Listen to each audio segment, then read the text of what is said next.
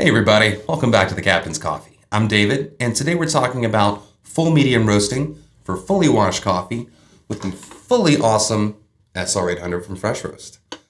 We'll cover everything from what fully washed processing is to why it's so popular and how to roast it to its full potential.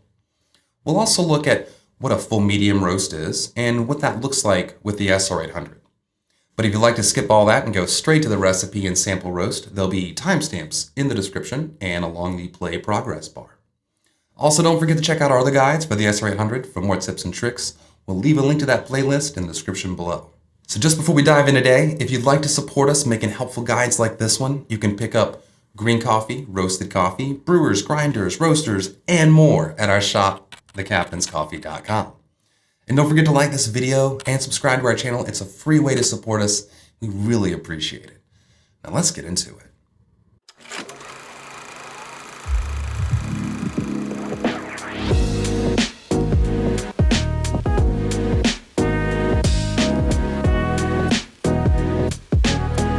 Washed or wet processing is probably the most common form of coffee processing today. It's a complicated and lengthy process, but the simplified version goes something like this.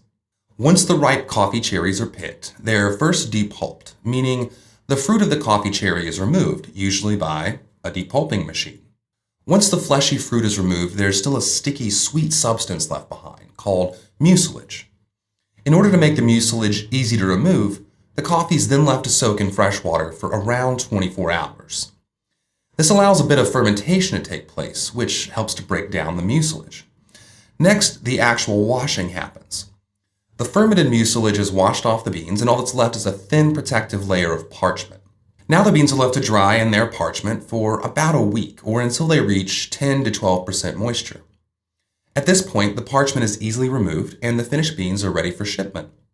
There's some variation from producer to producer as to exactly how these steps are accomplished, but that's the general idea. So how does fully washing coffee affect its taste? Well, the biggest change is the emphasis on bringing out the coffee's natural acidity. Now keep in mind, as roasters, when we talk about acidity, we don't mean pH level, like you'd think of vinegar as acidic. We mean brightness, or even kind of a sparkling quality, more like lemon zest. This bright front end of the cup is what you'll notice first when comparing a washed coffee to a natural processed coffee.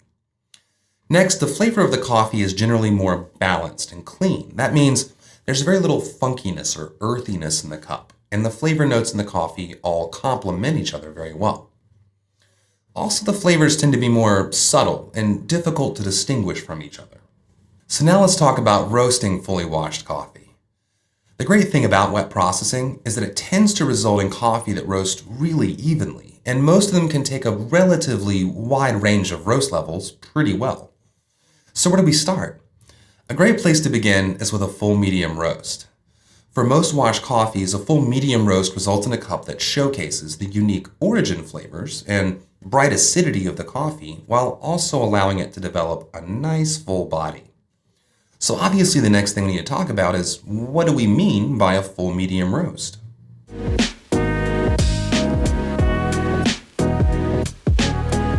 Full medium is the Goldilocks roast. It's right in the middle of the roasting spectrum, and it occurs after first crack is finished, but before second crack begins. When it comes to fully washed coffee, lighter roasts allow more of the unique origin flavor to shine through, but they can also be overly acidic and usually have a little bit less body. Darker roasts will have more body to a point, but they dull the coffee's acidity and its origin flavors are overtaken by roasty flavors inherent in the roasting process. Very dark roast will demolish any origin flavors and you'll be left with bittersweet ones and the body will begin to thin out again. That's why our starting point is right in the middle, and we can adjust a touch lighter or darker in follow-up roast if we're missing something we want to taste more of. Now before we go on, let's address the elephant in the room. Is full medium the same as full city? Well, one of the frustrating things about the specialty coffee industry is that there currently isn't a standardized roast naming practice. One roaster will tell you that city is a medium and full city is a medium to dark, while another will tell you that city is a light roast and full city is full medium. Well, for our purposes, we're going to stick with a full city meaning full medium because, let's be honest, it just makes sense and it's easy to remember. The important thing to know is that for our naming standards, full city is the medium that occurs between first and second crack. For more on roast levels and our current standards for naming them, check out the article linked in the description below. Here's where it's important to consider total roast time. Now, as usual, our total roast time is set by our target roast level. For a full medium roast, we're going to target 6 to 7 minutes to hit first crack. Now, depending on the coffee and how heavily we push heat during the early stages of the roast, first crack will last about 1.5 minutes to 2 minutes. Now, once first crack finishes, it's decision time. There's about a 1 to 2 minute window here before second crack starts where we can end the roast, but the final flavor can change over as little as 30 seconds. This is why roast logging is so important. At the end of the day, though, watch the roast, smell the coffee, and trust your instincts. Taste the results, and you can always slightly adjust your next batch to find your perfect roast. In any case, our target roast time is going to be 8 to 10 minutes. Now let's consider our temperature. Most high-quality washed beans are going to be pretty hard and dense. Wet processing leaves the beans with a strong cellular structure capable of taking on heat well. Furthermore, if you're roasting washed coffees from the Americas, they'll be graded as either SHB, which means strictly hard bean, or SHG, strictly high grown. All that is to say, our beans can take a fair amount of heat quite well, making them versatile and forgiving. We'll push heat into the chamber early to build some thermal momentum, and then we'll carefully watch to make sure we're not stalling the heat in the system throughout the roast. Now let's talk a little bit about chaff. Most washed coffee will produce a moderate amount of chaff, though there will be some variation depending on the producer and exactly how it was processed. That being said, as usual, be sure to empty your chaff collector after each roast just to be safe. If you're using an extension tube and you're considering exceeding the normal charge weight, test the coffee first with a normal 225 gram batch before you make any changes. Any changes you do make should be made cautiously and in small increments, just in case. As usual, let's finish off with some basic reminders on best practices when using the SR800 or any home roaster. Make sure you're using a power outlet that's on a dedicated 20 amp or higher circuit. Check your ambient temperature to ensure it's above about 60 degrees in colder weather. During these hot summer days, if you roast outside at really high ambient temperatures, say over 90 degrees, your roaster's air temp will also be hotter, so remember to start with slightly lower settings. If you're roasting inside, turn on your oven's exhaust fan or roast near open windows.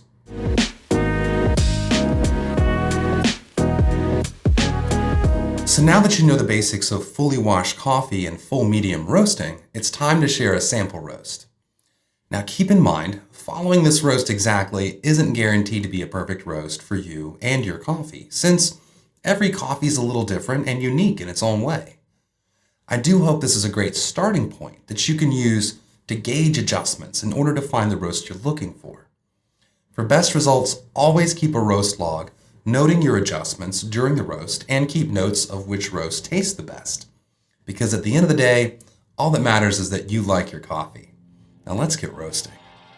Today we're roasting a fully washed organic coffee from an amazing co-op in Honduras, Manos de Mujer. We're going to start off with the fan set all the way up at 9 because the beans are really heavy and difficult to get moving at room temperature.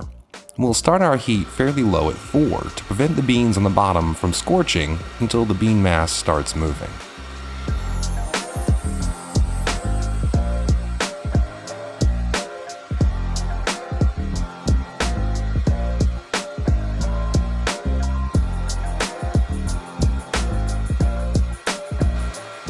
After nearly 1.5 minutes, the beans are up and moving, so we can reduce our fan to 8. I'm going to go ahead and bump up our power as well to really start pouring on some heat as we work our way through the drying phase. As I've mentioned before, it's really not necessary to have all the beans flying all around to get a nice even roast. They just need to be circulating well within the chamber, as you can see here.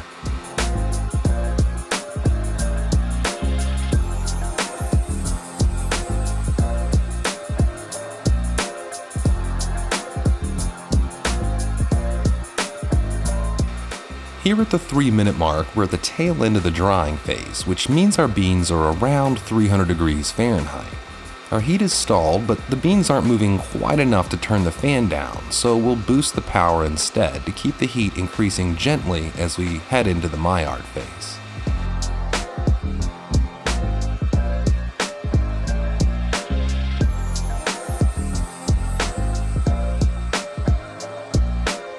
As we pass the 4-minute mark, you'll notice I've let the heat in the chamber stall just for a little bit, so the beans aren't rushed through the caramelization phase too quickly. But now it's time to pour on the heat so the beans have enough energy and momentum to work up to first crack, so I'll drop the fan to 7.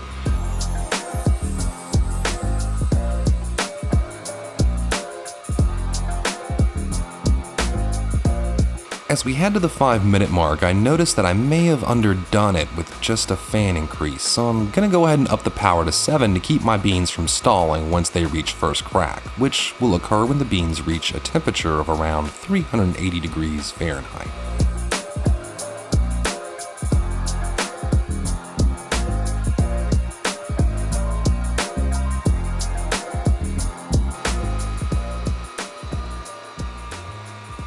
We're coming up on 6 minutes and just seconds away from first crack, but I want to give the beans another big push of heat so they don't stall during first crack. I try to do this by turning down the fan, but the beans are still too heavy with water for that, so instead I'm going to up the power to 8.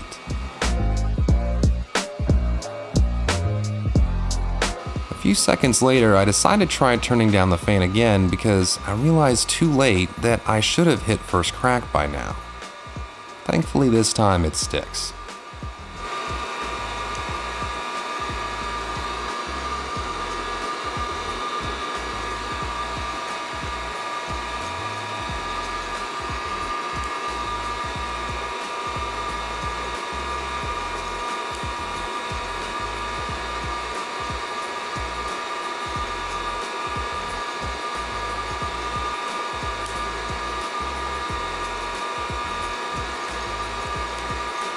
Just shy of 7 minutes, I got my first snap of first crack, and by 7:15, first crack is well underway.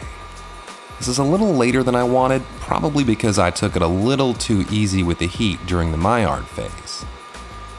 I decided to share this roast despite it not being a perfect roast because I wanted to show you how roasters notice small mistakes like this, how we adjust on the fly, and how we decide what to change in follow-up roasts. That's why these sample roasts are templates and guides, not guaranteed perfect roast with every coffee. In follow-up roasts, I pushed the heat harder during the Maillard phase, and I didn't allow the heat to stall for more than a couple seconds, leading to a first crack at 6.5 minutes, which gave me a result I was happier with. So, back to the roast at hand. At this point, I noticed that the big push of heat just before first crack has started to catch up with me, and I can pull the power down to 6 to let the coffee coast through the rest of the crack.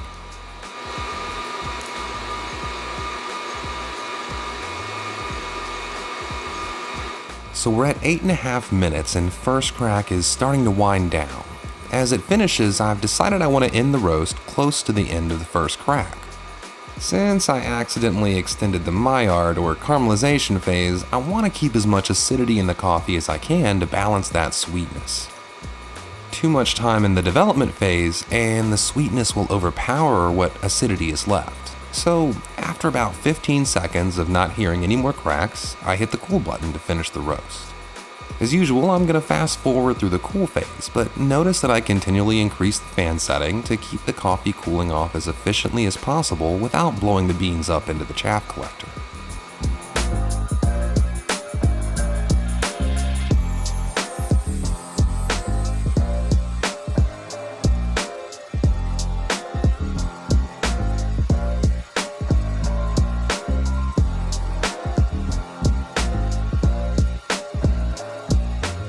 If you haven't seen one of our roasting videos before, here's a pretty cool trick I found to keep chaff from falling back into the roasting chamber when the cooling cycle finishes. During the last 30 or so seconds of the cycle, I drop the fan to 4 or 5 and remove the chaff collector. Be super careful and wear gloves or oven mitts, unlike me, because it's still really hot. Vacuum what little chaff flies out with a shop vac, and with that, our roast is complete.